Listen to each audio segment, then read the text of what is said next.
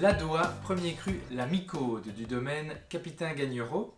Alors je vous présente ce vin qui est un de nos coups de cœur car au-delà d'être délicieux, et on va le déguster dans quelques instants, c'est une appellation qui est moins connue, l'Adoua. C'est un village qui est situé à côté d'Allos-Corton, un peu plus connu, et notamment le Corton qui est le grand cru, la parcelle là, emblématique du village d'Allos-Corton et qui en fait déborde un tout petit peu sur l'Adoua. Alors quand on est dans la parcelle la Micaude, il faut savoir qu'on est pratiquement contigu au Grand Cru Corton.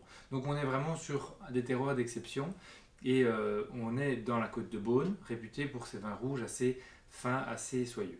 Autre particularité du domaine Capitaine, le bouchon. Ne soyez pas surpris avec un grand vin de Bourgogne qui est fermé avec un bouchon de la marque Gualacil, qui est un bouchon qui est en synthétique, mais qui a du coup l'avantage de ne jamais être bouchonné.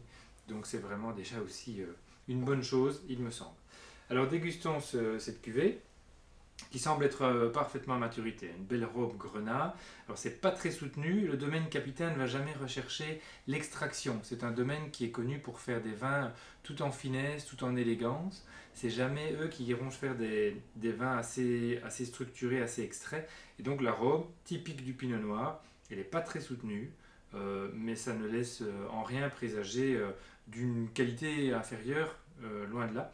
C'est tout à fait typique, hein. Vous savez que la couleur vient de la peau des raisins et le pinot noir a toujours des peaux très fines, donc par extension moins de couleur que les autres cépages.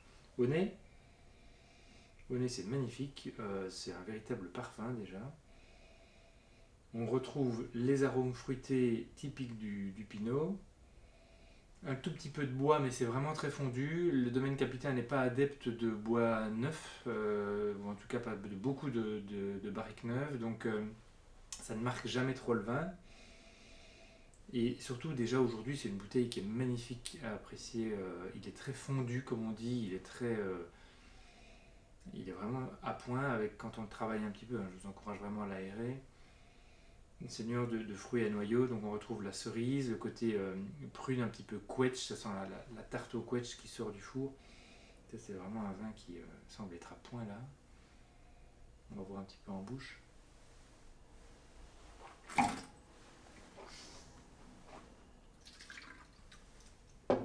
Alors, en bouche, ce qui est extraordinaire, c'est la texture de bouche. C'est vraiment un vin donne une impression de moelleux sans être sucré, loin de là.